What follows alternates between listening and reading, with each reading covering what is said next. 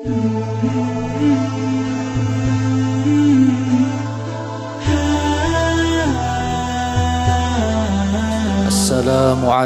warahmatullahi wabarakatuh. Bismillahirrahmanirrahim. Alhamdulillahi rabbil alamin. Assalatu wassalamu ala asyrafil anbiya'i wal mursalin Sayyidina wa maulana Muhammad wa ala alihi wa ashabihi ajma'in. Subhanallah walhamdulillah wa la ilaha illallah wallahu akbar. عدد كل حرف كتب ويكتب أبد الآبدين ودهر الداهرين. سبحانك لا علم لنا إلا ما علمتنا إنك أنت العليم الحكيم وتب علينا إنك أنت التواب الرحيم. رب اشرح لي صدري ويسر لي أمري واحلل عقدة من لساني وسدد لساني واهد قلبي بحق سيدنا محمد صلى الله عليه وسلم. اللهم افتح علينا فتوح العارفين ونور بصائرنا بأنوار العرفان واليقين واجعل أعمالنا خالصة لوجهك الكريم ولا حول ولا قوة إلا بالله العلي العظيم. وقال شيخ المؤلف رحمه الله تعالى ونفعنا به وبعلومه في الدارين آمين. Hadirin yang dirahmati Allah Subhanahu wa taala, bersyukur kita kepada Allah Subhanahu wa taala dengan sama-sama mengucapkan alhamdulillahi rabbil alamin atas segala anugerah yang telah dianugerahkan Allah kepada kita, baik itu anugerah berupa kesehatan, keafiatan, keluasan rezeki, umur dan segala macamnya. Dan mudah-mudahan kita termasuk ke dalam golongan hamba yang selalu bersyukur atas nikmat-nikmat Allah, dan mudah-mudahan kita diselamatkan oleh Allah Subhanahu wa taala baik di dunia maupun di akhirat kelak. Amin ya rabbal alamin. Salawat serta salam selalu tercurah ke haribaan junjungan kita Nabi besar Muhammad sallallahu alaihi wasallam, berikut keluarga, sahabat dan pengikut beliau ila yaumil qiyamah. Alhamdulillah, kita sudah berada di 10 awal bulan Muharram atau memasuki 10 pertengahan bulan Muharram, yang mana bulan Muharram ini termasuk bulan yang dihormati. Ada 4 dalam setahun itu bulan yang dihormati di dalam Islam: Dzulqa'dah, Dzulhijjah, Muharram dan Rajab. Mengapa dinamakan Al-Hurum?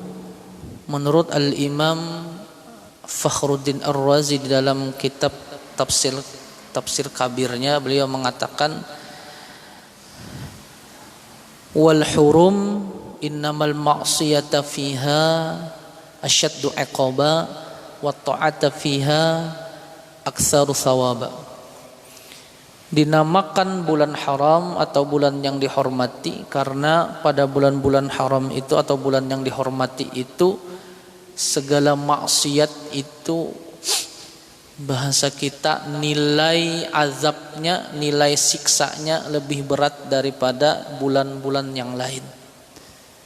Dan ketaatan di dalam bulan bulan haram atau bulan yang dihormati itu pahalanya lebih banyak daripada bulan yang lainnya. Nah, jadi mumpung kita berada di bulan Muharram, maka mudah-mudahan kita memaksimalkan amal ibadah kita pada bulan Muharram ini, dan mudah-mudahan semuanya diterima oleh Allah Subhanahu wa taala. Baik, kita melanjutkan kajian tafsir Quran surah Al-Baqarah ayat 113 dan seterusnya insyaallah. Allah Subhanahu wa taala berfirman, A'udzubillahi minasyaitonir rajim. Bismillahirrahmanirrahim. Wa qalatil yahudu laysatin nasara 'ala syai' wa qalatin nasara laysatil yahudu 'ala syai' wa hum yatluna al-kitab kadzalika qala alladhina la ya'lamuna mithla qawlihim Fallahu yahkumu bainahum yawmal qiyamati fima kanu fihi yakhtalifun. Telah berkata orang Yahudi, maksudnya Yahudi pada zaman Rasulullah sallallahu alaihi wasallam yang berada di Madinah.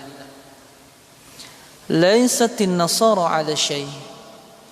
Orang Nasrani itu tidak ada bagian sedikit pun di dalam agama.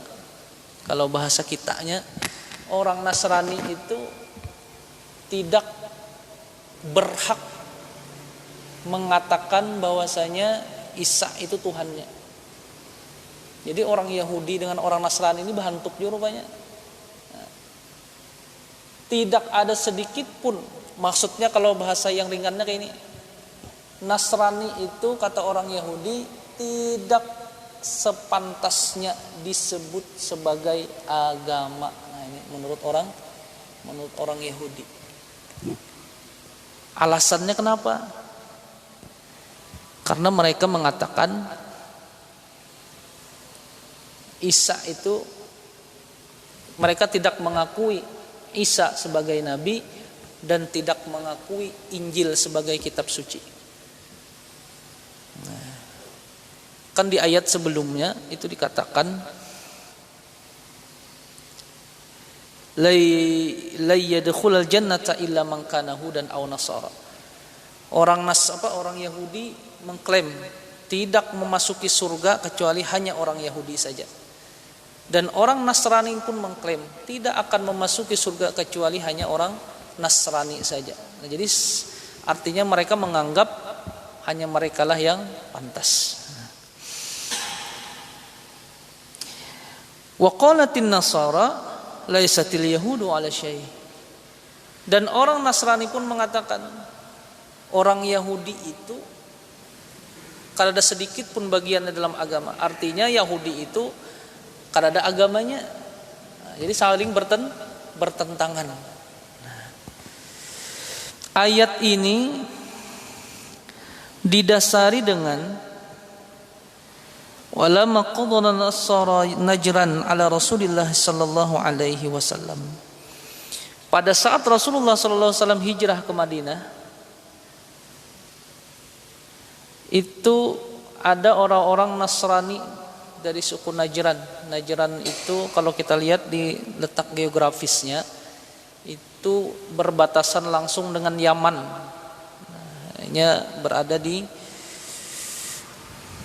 masih negara Arab Saudi, masih dalam masuk Arab Saudi tapi bersebelahan langsung dengan Yaman. Nah, ketika Rasulullah sampai ke Madinah, ini orang-orang Nasrani Najran ini mengutus 14 orang utusan untuk menghadap kepada Rasulullah sallallahu alaihi wasallam. Ketika mereka mendatangi Rasulullah, mereka mengatakan, apa ujar orang Nasrani ini? Wahai Muhammad, sesungguhnya kami ini telah beriman kepada Allah jauh sebelum engkau datang membawa agama Islam ini. Ujarnya kami ini sudah lawas beriman kepada Allah. Lalu bahasa kita bahasa halus satu, biar kada usah didakwahi, kami tahu aja sudah. Cuma dibantah oleh Rasulullah sallallahu alaihi wasallam. Perkataan kalian itu kada tepat tuh ya Rasulullah. Kenapa? Karena kalian masih melanggar ketentuan-ketentuan dalam Islam.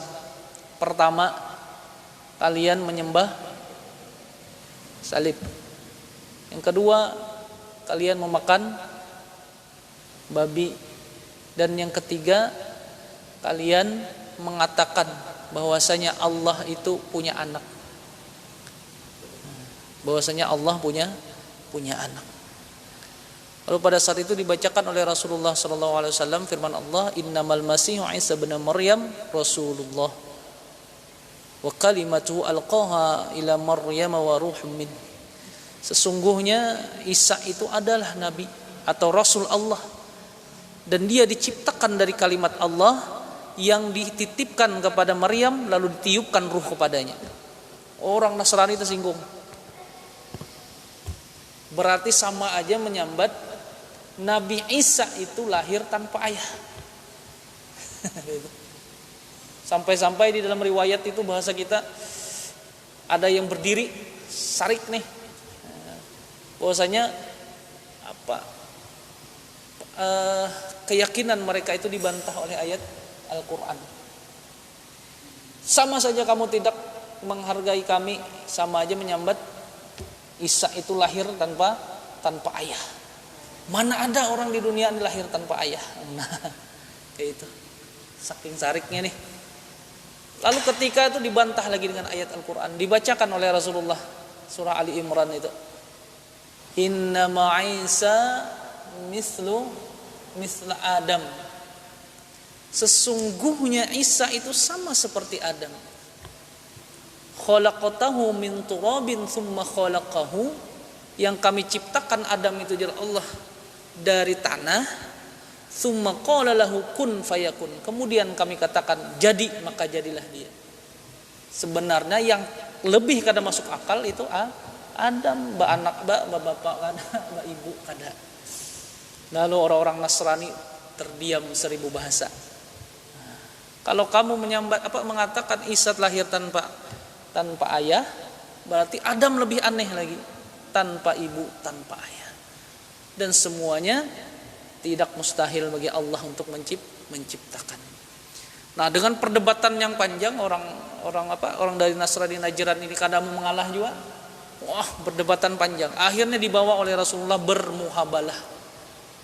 Nah, bermuhabalah itu bersumpah, bermubahalah, bersumpah itu. Akhirnya kada wani. Ada seseorang berbisik, kada usah gin kita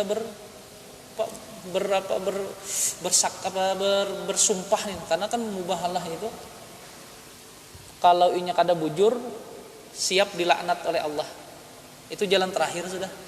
Kalau inya bujur, insyaallah lepas dari siksa Allah. Nah, jadi ada kayak perjanjian kayak itu. Orang Nasrani berbisik kepada yang lain.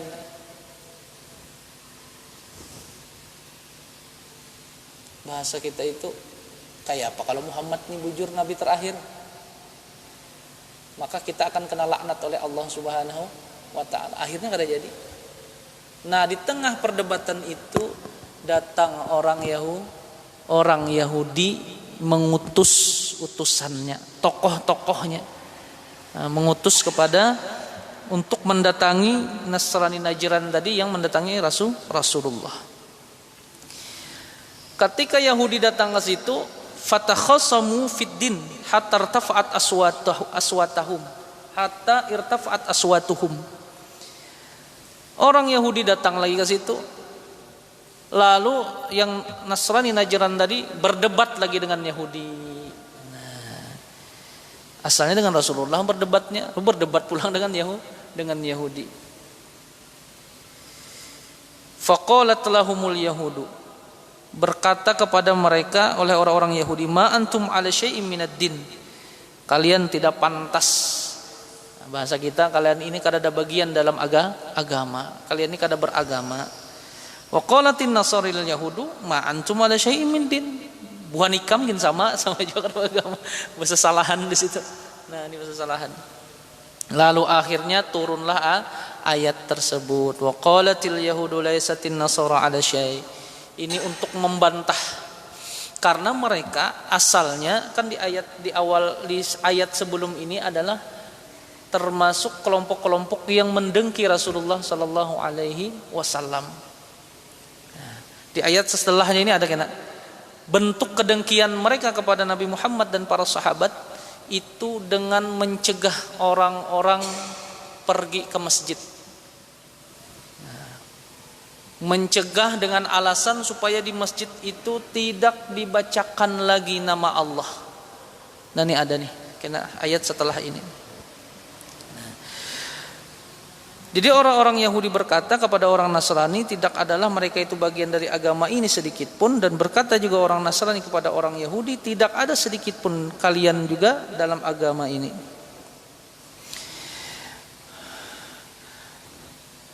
Orang Yahudi tidak mengakui Nasrani sebagai agama karena mereka menganggap agama mereka paling bujur, paling benar dengan Nabi Musa dan Tauratnya.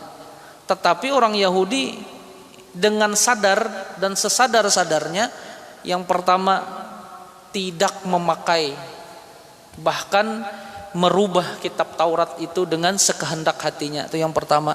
Yang kedua, mengingkari Nabi Musa sebagai nabinya. Jadi pengakuan aja mereka menabikan Nabi Musa, tetapi dalam prakteknya semua perintah Nabi Musa itu dilanggar oleh mereka sebahagian besarnya. Nah, lalu mengapa orang Nasrani juga tidak menganggap Yahudi sebagai agama? Karena Yahudi tidak mengimani Nabi Isa dan Injil. Nah, sedangkan Al-Quran, nah ini kita perbandingan lah. Kita membenarkan dengan Nabi Musa, Taurat, Isa dan Injilnya. Nah, kita mengakui semuaan itu. Tetapi seperti pengakuan kita terhadap Nabi Isa, kita meyakini sesuai dengan petunjuk Al-Quran dan hadis bahwasanya Nabi Isa itu adalah seorang nabi.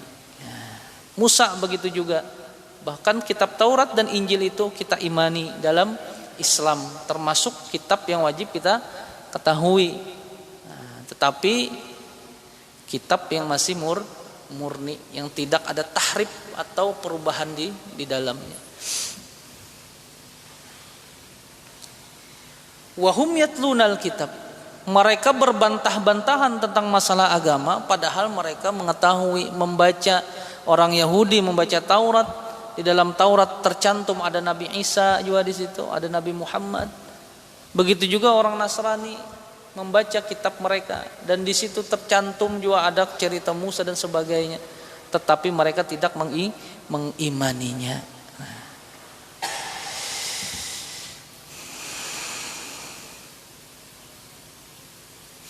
Wa yaquluna ma laysa fihi, dan mereka berkata tidak sesuai dengan isi kitab suci mereka.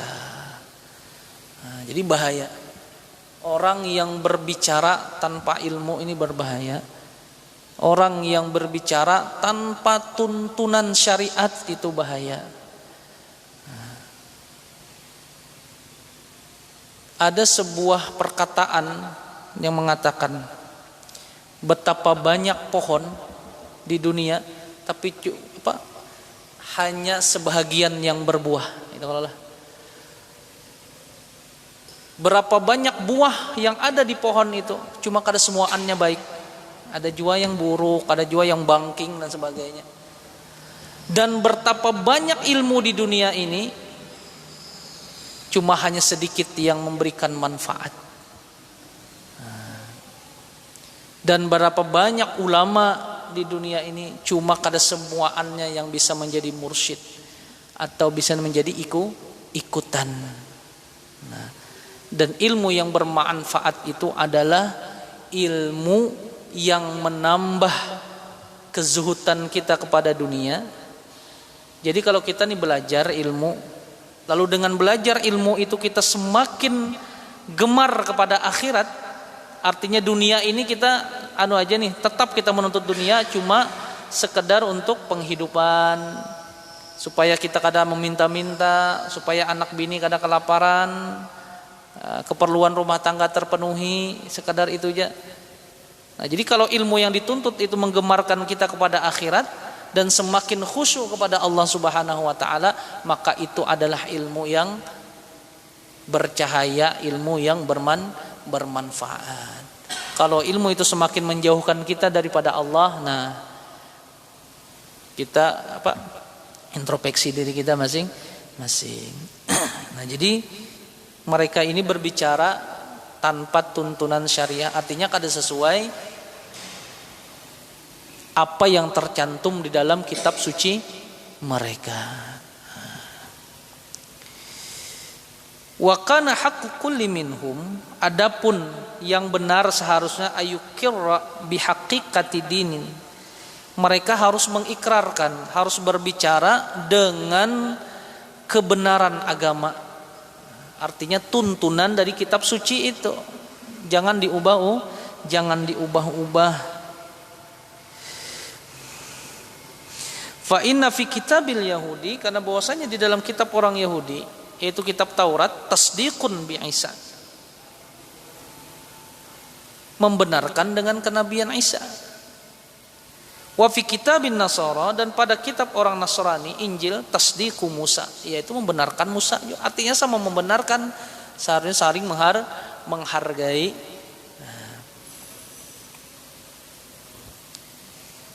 Jadi betapa banyak sekarang orang mengatasnamakan agama, padahal tuntunan agama kadang-kadang itu sebenarnya cuma mengatasnamakan agama. Akhirnya yang disalahkan agama, padahal oknumnya, padahal orangnya. Mohon maaf, kayak kita kadang-kadang orang Islam nih cuma berbuat yang kada kekaruan, yang dibawa apa? Itu orang apa aja? Orang Islam gitu kalau lah. Padahal Islam itu kada terpaut dengan gawian. Nah, kalau gawian yang buruk lah maksudnya kayak itu nah. Karena agama tidak menganjurkan perbuatan yang kada baik. Tapi banyak orang yang menamakan agama, akhirnya agama yang dijelek-jelekan, agama yang diburuk-burukkan. Kadzalika qala alladziina la ya'lamun, begitu juga ada orang yang mengatakan di antara golongan orang-orang yang tidak tahu. Nah, jadi pada masa permulaan dakwah Rasulullah itu ada 3 golongan yang dihadapi. Ketika di Mekah beliau menghadapi orang-orang kafir Quraisy. Ketika di Madinah yang dihadapi siapa? Yahudi dan Nasrani. Nah, yang dimaksud dengan kadzalika qala alladziina la ya'lamun, begitu juga berkata oleh orang-orang yang kada tahu. Orang yang kada tahu ini adalah orang-orang kaum kafir Quraisy. Mereka mengatakan kepada Rasulullah bahwasanya agama yang dibawa Rasulullah itu sama sekali kada bujur. Islam itu salah. Islam itu agama dongeng semata. Itu yang dikatakan oleh orang kafir Quraisy. Ya, cuma semuanya dibantah dengan dalil Al-Qur'an.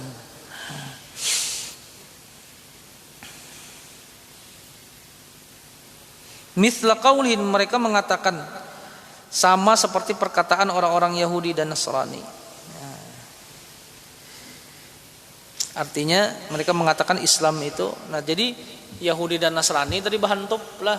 Yang ini tadi yang pertama di waktu di Mekah itu orang-orang kafir Quraisy yang mengatakan Islam ini tidak benar. Nah, jadi kalau kita hubungkan zaman sekarang ya, kalau itu banyak juga kelompok yang sudah menyerang Islam. Nah, mungkin kada sebuting 2 kelompoknya, kalau 3, 4 kada tahu kita. Dan ada juga yang mengatasnamakan Islam.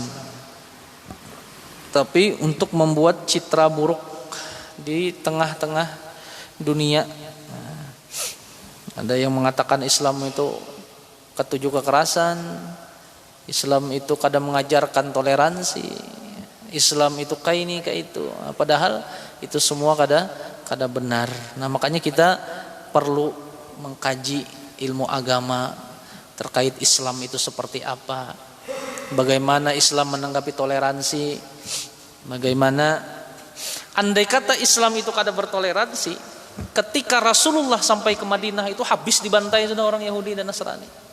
Tapi dengan tolerannya Islam boleh dibiarkan hidup, asal dengan satu syarat, membayar jizyah, kayak pajak lah, untuk hidup di situ, asal dengan catatan tidak memerangi orang Islam secara nyata.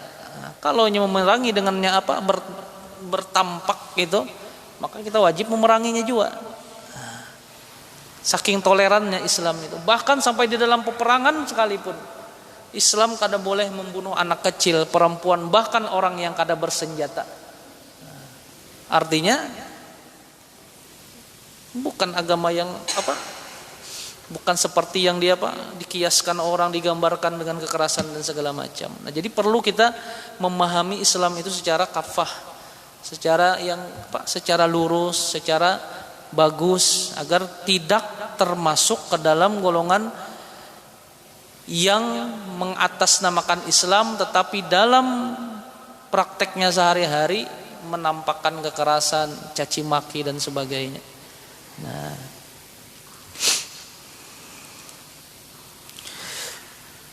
adapun perang itulah sudah jalan terakhir itu kalau dahulu.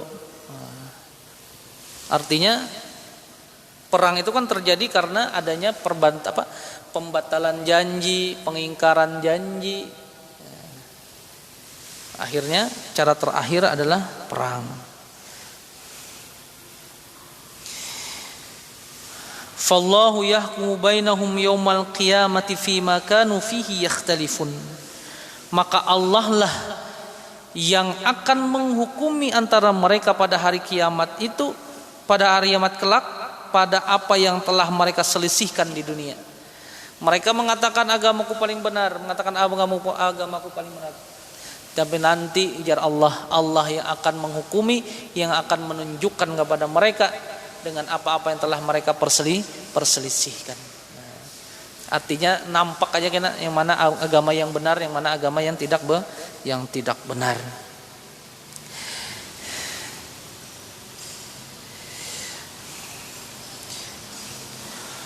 Ayat selanjutnya, wa man azlamu mimman mana'a masajidallahi ayyadhkuru fiha ismuhu wa sa'a fi kharabiha. Dan siapakah yang paling zalim daripada orang-orang yang menegah akan masjid-masjid Allah supaya dibacakan atau disebut pada masjid itu nama-nama Allah, disebut nama Allah. Wa sa'a fi kharabiha, dan mengusahai untuk merubuhkan masjid itu.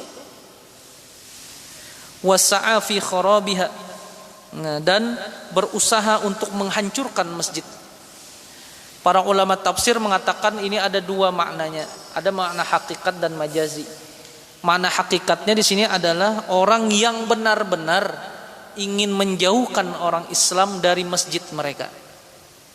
Karena orang yang dengki kepada Islam itu sangat kada katuju kalau di masjid itu dikumandangkan azan 5 kali sehari. Kada katuju apabila di masjid itu diadakan kegiatan-kegiatan keagamaan. Nah,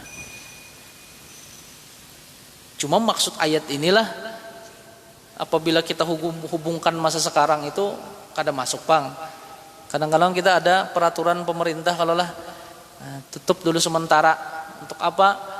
Untuk menghindari masifnya pergerakan corona ini nah. Dan itu kada sembarangan juga pang. Istimbat hukum itu kada sembarangan. Artinya banyak sisi yang dilihat. Nah,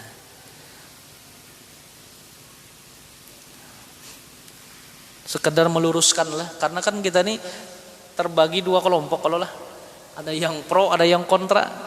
Yang berjarak ini kan masih banyak yang kontra.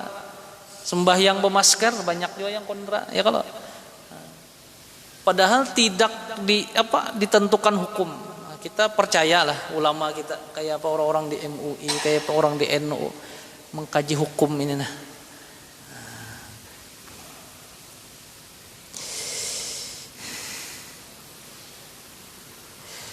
Ada satu kaidah yang mengatakan al-hukmu yadurru ala illatin wujudan wa adaman. Hukum itu timbul karena ada ilat, ada sebab. Hukum asal sholat pakai masker tuh makruh lah. Makruh asalnya. Kada boleh, artinya makruh menutup muka, mulut, hidung saat sholat. Itu sebelum adanya illah, sebelum adanya sebab. Lalu sekarang timbul sebab. Nah, timbul sebab, apa sebabnya? Karena corona itu kalau lah. Nah, jadi dengan sandaran hukum ini, siapa hendak bermasker silahkan sembahyang. Ya kalau supaya darul mafasid muqaddamun ala jalbil masalih. Menghindari kemudaratan itu lebih diutamakan daripada mengejar kemaslahatan. Sembahyang berjamaah maslahat, sop rapat maslahat, Cuma ada yang lebih penting dari itu, yaitu menghindari kemudaratan. Nah, karena ini kada terlihat musuh haratnya kalau bawa betanang dulu. Nah, kada kelihatan musuhnya tinggi. Dan kita serahkan semuanya kepada Allah. Kita kada tahu, kita ini orang awam. Apakah semua ini ada rancangan dari orang yang dengki kepada Allah atau memang murni dari Allah Subhanahu wa taala untuk menguji kita kada tahu. Nah, artinya kita berserah diri kepada Allah. Cuma kalau kita mengkaji sejarah, mengkaji tafsir, bahwasanya kedengkian orang-orang kada ketujuh Islam ini sudah dari dahulu. Artinya ya masjid, kita dijauhkan dari masjid, dilarang. Kan Rasulullah itu, ini kan secara makna hakiki, ayat ini mengatakan Rasulullah itu dilarang dengan terang-terangan, kada boleh beribadah di Mekah, di sekitar Ka'bah. Itu kan sempat diboikot itu. Berapa 3 tahunan Rasulullah kada kawa berdagang, kada kawa mailangi keluarga, kada kawa beribadah, kada kawa, ditutup habis bang oleh orang-orang musyrik Quraisy pada saat itu. Nah, itu secara makna hakiki. Adapun secara makna majazinya, ujar ulama tafsir, ayat ini mengatakan orang-orang yang berusaha mengadakan sesuatu supaya kita ini kada mendekati masjid. Jadi dibikinlah segala sesuatu yang melalaikan kita. Nah, dengan hiburan-hiburan misalnya, ataupun segala macam yang sehingga ketika kita mendengar azan itu biasa aja. Ajan ya sudah, orang belikan masjid sudah hai. Artinya kada lalu hati ini tergerak untuk datang ke masjid. Nah, jadi dibikinlah berbagai macam aneka hiburan supaya kita ini kada tertarik lagi untuk ke masjid. Makanya kan kayak pesan Gus Baha juga, sekarang maksiat itu dengan berupa berbagai macam kesenangannya mereka mempromosikan. Jadi jangan sampai Islam itu kayak itu juga. Kan akhirnya kita kalau maksiat itu lebih menyenangkan daripada ibadah, akhirnya orang banyak ke maksiat. Nah, jadi kita diusahakan supaya ini dalam setiap aneka ragam ritual keagamaan ini supaya menarik dari sisi promosinya lah. Nah, itu.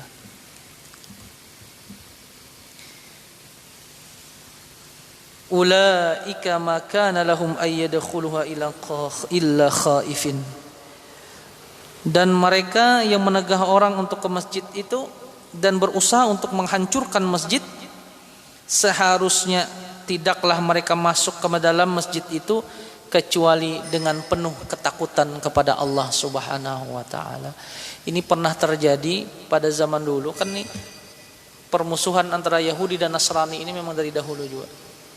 Nah, pada saat itu orang-orang Yahudi dengan terang-terangan mengatakan tidak beriman kepada Injil dan Isa, kayak itu juga orang Nasrani. Sedangkan pada saat itu Nasrani ini sangat kuat kekuatannya, didukung oleh kerajaan Roma. Nah, di sini ada dijelaskan, cuma ulun singkat aja. Nah, jadi pada saat itu dengan pertolongan orang Roma atau Raja Roma pada saat itu, mereka menyerang Baitul Maqdis, Masjidil Aqsa, digempur habis-habisan. Habis digempur habis-habisan, mereka melemparkan mayat, bangkai di dalam Masjidil Aqsa. Habis dilemparkan, dibakar itu ayat di dalam masjid ini. Setelah itu mereka menyembelih babi untuk berpesta di dalam Masjidil Aqsa dengan tujuan untuk menghinakan Masjidil Aqsa. Ini pernah terjadi dahulu. Cuma ini yang menyerang orang Nasrani gitu. Pada zaman Kekaisaran Roma. Hancur. Kalau kita buka sejarah itu Masjidil Aqsa itu berapa kali dibaiki sudah. Jadi kada yang masa ini aja Masjidil Aqsa itu diserang oleh orang-orang Yahudi. Dari dahulu berapa kali perbaikan sudah tuh, diserang hancur. Bahkan pernah suatu saat Masjidil Aqsa itu diserang sampai hanya tertinggal Al-Habqa. Al-Habqa itu tembok ratapan. Kalau kita pernah melihat tuh ada ritual orang Yahudi itu, kalau inya berdoa beribadahnya memegang Taurat, lalu nya menghadap tembok ratapan. Nah, sambil menganu-anukan kepalanya. Nah, tu al-habka ngaranna. Sampai tertinggal itu aja lagi. Dibangun lagi. Karena serang lagi hancur. Nah, ini kan diserang lagi nih. Hancur lagi. Karena kenapa itu sangat sering itu nah. Karena itu kan perebutan 3 agama di situ. Islam, Nasrani, Yahudi. Cuma kalau Islam kan menyerang bukan untuk menghancurkan. Bahkan zaman Umar bin Khattab itu pernah itu diperbaiki Masjidil Aqsa itu. Jadi berapa kali sudah itu diserang. Bahkan ya zaman dahulu pernah diserang. Jadi kita kada heran lagi ya kalau. Nah, jadi seharusnya mereka masuk ke dalam tempat yang suci itu dengan penuh kekhaufan, ketakutan kepada Allah. Tapi kenyataannya mereka menghancurkan dan menghinakan. Sampai akhirnya dibebaskan oleh Umar bin Khattab itu pernah kan mengambil alih, lalu diambil alih lagi sampai kepada Salahuddin Al-Ayyubi lah itulah kan. Pada masa Khalifah Utsmaniyah. Sekarang bermula lagi itu diserang. Ingin diambil alih orang-orang Yahudi. Kita kada kau berbuat apa-apa. Kita berdoa aja mudah-mudahan Allah menolong kita. Allah hindarkan kita dari perbuatan orang-orang yang zalim. Mudah-mudahan kita diselamatkan oleh Allah dunia dan akhirat, disehatkan badan, diafiahkan, dan mudah-mudahan keluarga kita semuanya dilindungi oleh Allah Subhanahu wa taala. Selagi akan datang ayat 100. Oh, ini sedikit lagi. Lahum fid dunya khizyun wa lahum fil akhirati adzabun adzim, tertinggal. Bagi mereka yang menghinakan agama Allah, yang menghinakan tempat suci atau rumah Allah, maka mereka akan mendapatkan kehinaan di dunia dan akan mendapatkan azab yang sangat pedih di akhirat. Nah, kita yakin itu aja. Bagi orang yang menghinakan rumah suci Allah, karena di dalam Al-Quran itu semuanya pasti masajid Allah. Masjid itu pasti disandarkan kepada Allah. Kadada masajid dan nas kadada. Karena ini secara secara majas ini adalah rumah Allah. Karena kita menyebut nama Allah, beribadah kepada Allah di sini. Jadi mudah-mudahan kita yakin orang yang berbuat zalim akan mendapat kehinaan dan mendapat azab yang pedih di sisi Allah di akhirat kelak. Wallahu a'lamu bis-shawab. Al-Fatihah. Billahi minasyaitonir rajim. Bismillahirrahmanirrahim. Alhamdulillahirabbil alamin arrahmanir rahim maliki yaumiddin. إياك نعبد وإياك نستعين اهدنا الصراط المستقيم صراط الذين أنعمت عليهم غير المغضوب عليهم ولا الضالين آمين. بسم الله الرحمن الرحيم. الحمد لله رب العالمين والصلاة والسلام على أشرف الأنبياء والمرسلين سيدنا مولانا محمد وعلى آله وصحبه أجمعين. اللهم أغننا بالعلم وزينا بالحلم وأكرمنا بالتقوى وجملنا بالعافية. اللهم إنا نسألك علم النبيين حفظ المرسلين علم ملائكة المقربين. اللهم إنا نعوذ بك من علم لا ينفع وقلب لا يخشى وعمل لا يرفع ودعاء لا يستجاب له برحمتك يا أرحم الراحمين. ربنا آتنا في الدنيا حسنة وفي الآخرة حسنة وقنا عذاب النار. صلى الله على سيدنا محمد وعلى آله وصحبه وسلم. سبحان ربك رب العزة عما يصفون وسلام على المرسلين والحمد لله رب العالمين. تقبل الله منكم ومنكم تقبل يا كريم.